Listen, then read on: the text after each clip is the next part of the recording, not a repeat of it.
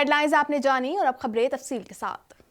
Mohali corona virus ने मजीद 47 जिंदगियों के चिराग गुल कर दिए, जिसके बाद अमवात की तादाद 11,204 हो गई। पाकिस्तान में कोरोना के तस्दीक शुदा केसेस की तादाद 5,28,891 हो गई। मजीद जानते हैं इस रिपोर्ट में। National command and operation centre के ताज़ा तरीन आदाद-ओ-शुमार के मुताबिक गुज़िश्ता 24 घंटों के दौरान 1,745 नए केसेस रिपोर्ट हुए। पंजाब में 1,52,158, सिंध में 2,39,186, खैबर पख्तूनख्वा में 64,691, बलोचिस्तान में 18,696, गिलगित बल्तिस्तान में 4,899, इस्लामाबाद में 40,548, जबकि आज़ाद कश्मीर में 8,753 केसेस रिपोर्ट हुए। मुल्क भर में अब तक 75,61,977 अफराद के टेस्ट किए गए। गुज़िश्ता 24 घंटों के दौरान 35,839 नए टेस्ट किए गए। अब तक 4,82,771 मरीज सेहतयाब हो चुके हैं, जबकि 2,362 मरीजों की हालत तशवीशनाक है। पाकिस्तान में कोरोना से एक दिन में 47 अफराद जाँ बहक हुए, जिसके बाद वायरस से मरने वालों की तादाद 11,204 हो गई। पंजाब में 4,523, सिंध में 3,855, खैबर पख्तूनख्वा में 1,823, इस्लामाबाद में 461, बलोचिस्तान में 192, गिलगित बल्तिस्तान में 102 और आज़ाद कश्मीर में 248 मरीज जान से हाथ धो बैठे। वज़ीर दाखिला शेख रशीद अहमद ने कहा है कि सियासत अपनी जगह, मगर कराची की बेहतरी के लिए सबको मिलकर काम करना चाहिए।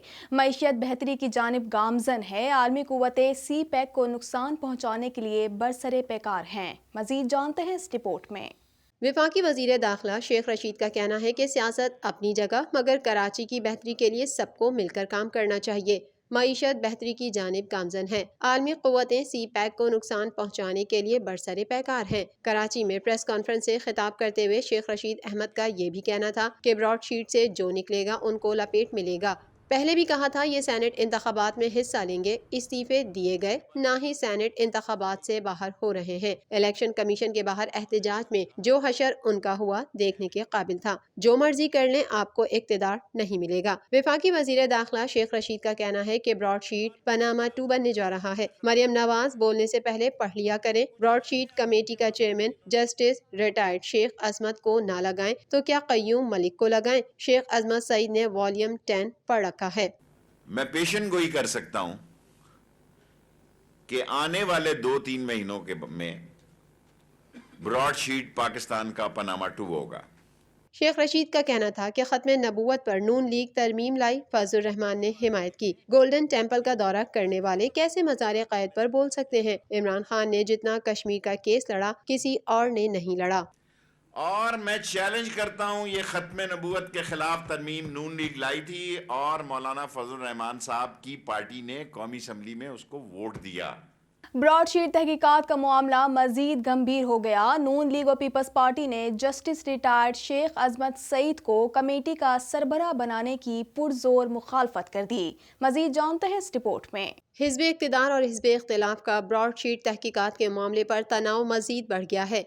पाकिस्तान मुस्लिम लीग नून ने जस्टिस रिटायर्ड अजमत सईद की तकर्री को मुस्तरद करते हुए साबिक डिप्टी प्रोसिक्यूटर जनरल नैब से तहकीकात पर अदम एतमाद का इजहार कर दिया। पाकिस्तान मुस्लिम लीग नून की तर्जुमान मरियम औरंगजेब का अपने बयान में कहना था कि इमरान साहब हिम्मत करके कौम को सही बताएं कि आपको NRO चाहिए। साबिक डिप्टी प्रोसिक्यूटर जनरल नैब से ही तहकीकात कराना ब्रॉडशीट से बड़ा फ्रॉड है। जस्टिस रिटायर्ड अजमत सईद शौकत खानम अस्पताल के बोर्ड ऑफ गवर्नर्स के रुकन हैं। इमरान साहब ने साबित कर दिया कि सिलेक्टेड वजीर आजम के नीचे कोई भी शफाफ, आज़ादाना और मुनसिफाना तहकीकात नहीं हो सकती। दूसरी जानिब सैनेट इजलास में मुस्लिम लीग नून ने ब्रॉडशीट मामले पर एक बार फिर सैनेट होल कमेटी बनाने का मुतालबा कर दिया। सेनेटर जावेद अब्बासी ने नुक्ता एतराज़ पर इजहार ख्याल करते हुए कहा कि ब्रॉडशीट के मामले पर मीडिया में तमाशा लगा हुआ है। खुद कहा था कि इस मामले पर कमेटी बनाएं। कमेटी ऑफ होल से बड़ी कोई कमेटी नहीं हो सकती। मामला ऐसा था जिस पर संजीदगी से सोचना चाहिए था। हुकूमत ने वादा करके कमेटी की तश्कील नहीं की। ब्रॉडशीट में जिनके नाम हैं उन्हें कमेटी में बुलाया जाए। हुकूमत ने अपनी मर्जी से एक अलग कमेटी बना दी। उधर ब्रॉडशीट मामले पर पीपल्स पार्टी भी नून लीग की हम ख्याल निकली। तहकीकाती कमेटी की तश्कील मुस्तरद कर दी। नैयर बुखारी का कहना है कि ब्रॉडशीट कमेटी के सरबराह की तैनाती से हुकूमत की बददियानती सामने आ चुकी। जस्टिस रिटायर्ड शेख अजमत सईद की तैनाती का मकसद तमाम मलबा अपोजिशन और साबका हुकूमतों पर गिराना है। منی لانڈرنگ کیس میں حمزہ شہباز نے سپریم کورٹ سے اپنی درخواست ضمانت واپس لے لی ہے۔ وکیل حمزہ شہباز نے کہا ہے کہ کسی کو غیر معینہ مدت تک حراست میں نہیں رکھا جا سکتا۔ مزید جانتے ہیں اس رپورٹ میں۔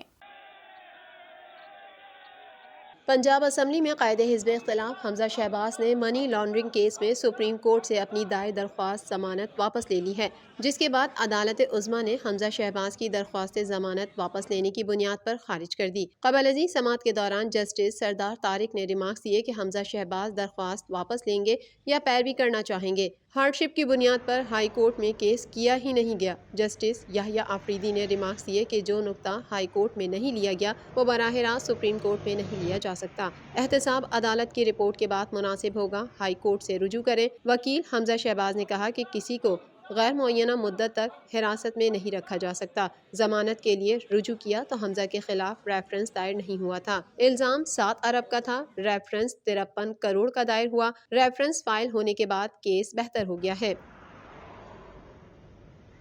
سندھ کے وزیر تعلیم سعید غنی نے کہا ہے کہ کورس کو مزید کم نہیں کر سکتے، چاہے امتحانات کو ری شیڈیول کیوں نہ کرنا پڑے۔ 1 فروری سے تمام تعلیمی ادارے کھول دیے جائیں گے۔ مزید جانتے ہیں اس رپورٹ میں۔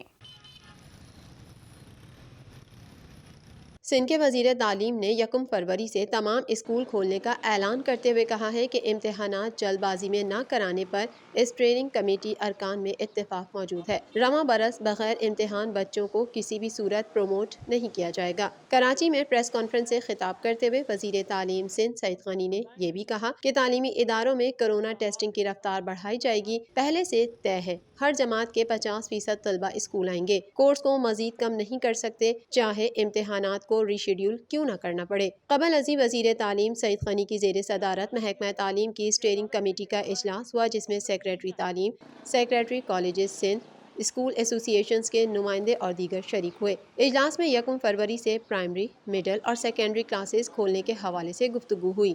وزیر تعلیم کا اس موقع پر کہنا تھا کہ ہمیں غیر معمولی حالات کو مد نظر رکھ کر غیر معمولی فیصلے کرنے ہوں گے۔ کرونا کے باعث سب متاثر ہوا، شیڈول کے مطابق آنے میں وقت لگے گا۔ نئے تعلیمی سال کے حوالے سے بھی حالات کو دیکھ کر ہمیں پلان کرنا ہوگا۔ امتحانات کے شیڈول اور سلیبس کے حوالے سے بھی مشاورت کی گئی ہے۔ محکمہ موسمیات نے خبردار کیا ہے کہ کراچی میں کل سے سردی کی نئی لہر داخل ہونے کا امکان ہے۔ شہر میں کل بلوچستان سے نیا موسمی سسٹم داخل ہوگا۔ مزید تفصیلات اس رپورٹ میں۔